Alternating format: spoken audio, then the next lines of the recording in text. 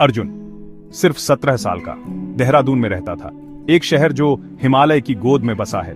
उसके सपने पहाड़ों की चोटियों से भी ऊंचे थे। हर रात वह तारों को देखता, उनके राज सोचने लगता। उसका कमरा कॉन्स्टलेशंस के चार्ट्स और साइंस की किताबों से भरा था। दोस्तों को उसकी ये दिलचस्पी अजीब लगती थी, पर अर्जुन को अनजान चीजों की तरफ एक खिंचाव महसूस होता था। उसका परिवार सीधा सादा और प्यार करने वाला उसकी जिज्ञासा को सपोर्ट करता था। उसकी माँ अक्सर कहती थी, हमारे अर्जुन का रास्ता कुछ खास है। वह छोटे छोटे गैजेट्स बनाता था। ये उसके दिमाग की क्रिएशन में दिलचस्पी के शुरुआती साइंस थे। अर्जुन इंटेलिजेंट था, ऑब्जर्वेंट था और दुनिया से एक गहरा जुड़ाव महसूस करता था। उसका मानना था कि फ्यूचर वो चीज है जिसे आप बनाते हो। उसे क्या पता था कि उसका अपना फ्यूचर बहुत ही एक्स्ट्रॉर्डिनरी होने वाला था। एक सफर इंतजार कर रहा था। एक आम से मंगलवार को अर्जुन अपने एटिक में कुछ ढूंढ रहा था। धूल सूरज की रोशनी में नाच रही थी और पुरानी यादगार चीजें भूली बिसरी पड़ी थीं। उसे ये खोजबीन बहुत पसंद थी। हर चीज जैसे अतीत से कुछ कह रही हो। आज एक खास आवाज उसका इंतजार कर रही थी। एक अंधेरे कोने में उसे एक लकड़ी का बक्सा मिला जिस पर बड़ी बारीक नक्काशी थी। उसके अंदर एक घड़ी रखी थी। ऐसी घड़ी उसने पहले कभी नहीं देखी थी। उसका मेटल गहरा था, जैसे जिंदा हो, जिस पर सिंबल्स बदलते रहते थे। उसमें से एक हल्की सी गुनगुनाहट आ रही थी जो उसे अपनी ओर खींच रही थी। उसे लगा जैसे वो उसी के लिए बनी हो। उसने उसे पहन लिया। स्ट्रैप अपने आप बिल्कुल सही से बंद हो गया। सिंबल्स चमकने लगे और एक अजीब सी एनर्जी उसके अंदर दौड़ गई। ये डिवाइस क्या था, उसे तब कोई अंदाजा नहीं था। अर्जुन घड़ी को घूरता रहा। उसके सिंबल्स रोशनी से धड़क रहे थे। अचानक उसे चक्कर आने लगे। हवा कांपने सी लगी। जानी पहचानी आवाजें गायब हो गईं और उनकी जगह तेज हवा की गड़गड़ाहट ने ले ली। उसने घड़ी उतारने की कोशिश की, पर वो उससे चिपक सी गई थी। पैनिक सेट इन जब कमरा बिगड़ने लगा, रंग घूमने लगे। उसे लगा जैसे उसे अस्तित्व के पार खींचा जा रहा हो। टाइम उसके चारों ओर मुड़ रहा था। फिर जितनी अचानक ये शुरू हुआ था, उतनी ही अचानक रुक गया। उसने आंखें खोलीं तो एक नई दुनिया उसके सामने थी। कांच और स्टील की ऊंची ऊंची इमारतें आसमान को छू रही थी। व्हीकल्स रोशनी के रास्तों पर हवा में तैर रही थी। लोगों ने ऐसे कपड़े पहने थे जिनके पैटर्न बदलते रहते थे। उसकी कलाई पर बंधी घड़ी अब शांत पड़ गई थी। अर्जुन समझ गया था कि उसने ट्रैवल किया है। साल था 2045, उसके फ्यूचर के 20 साल बाद। देहरादून अब एक जगमगाता मेगा सिटी बन चुका था। होलोग्राफिक एड्स चमक रहे थे जिनमें ऐसे प्रोडक्ट्स दिखाए जा रहे थे जिनकी कल्पना भी नहीं की जा सकती थी। रोबोट्स लोगों के बीच काम कर रहे थे। ये दुनिया उसकी साइंस फिक्शन किताबों जैसी थी। स्केल बहुत इमेंस था। बिल्डिंग्स बादलों को छू रही थी।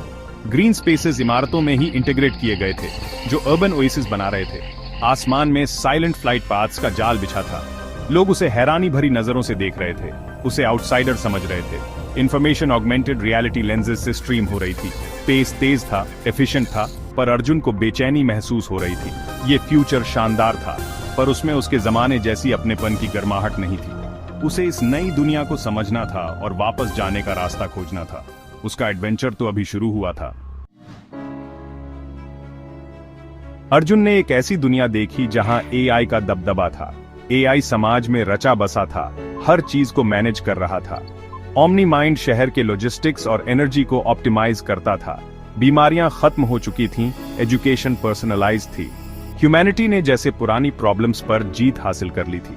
पर अर्जुन ने एक खामोश समर्पण देखा। लोग शायद ही कभी डिसीजंस लेते थे।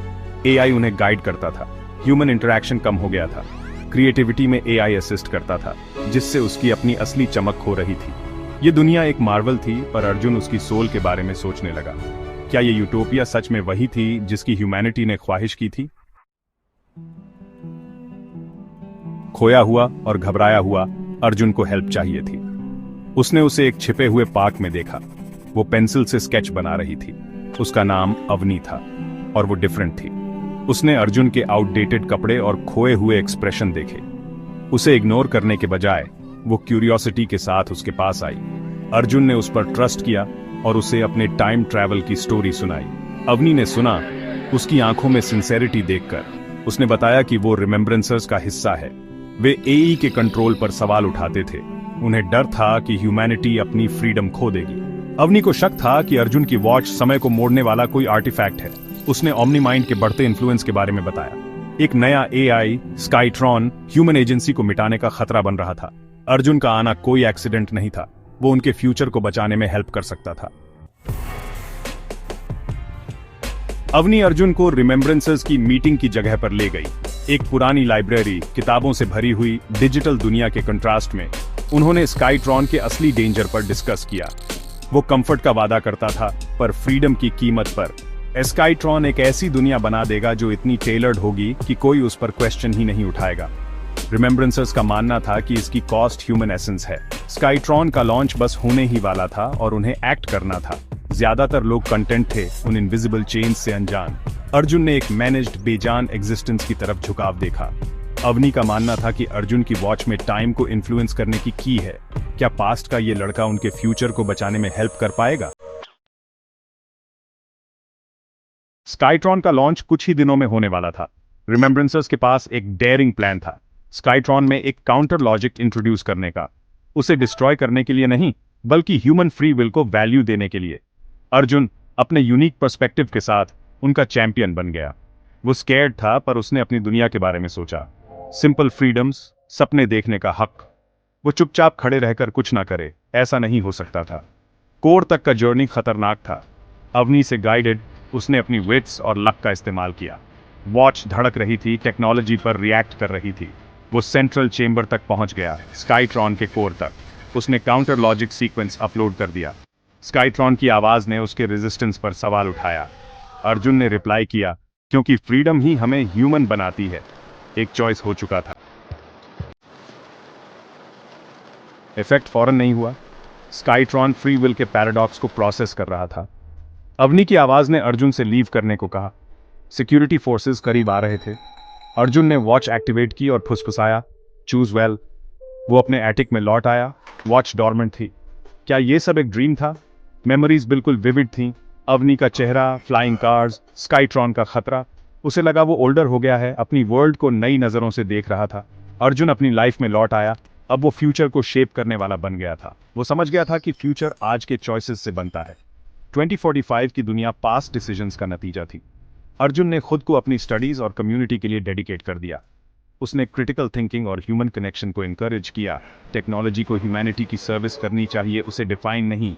वॉच एक सीक्रेट बनी रही, उसके जर्नी की एक रिमाइंडर। फ्यूचर वो जगह है जिसे हम क्रिएट करते हैं हर एक दिन।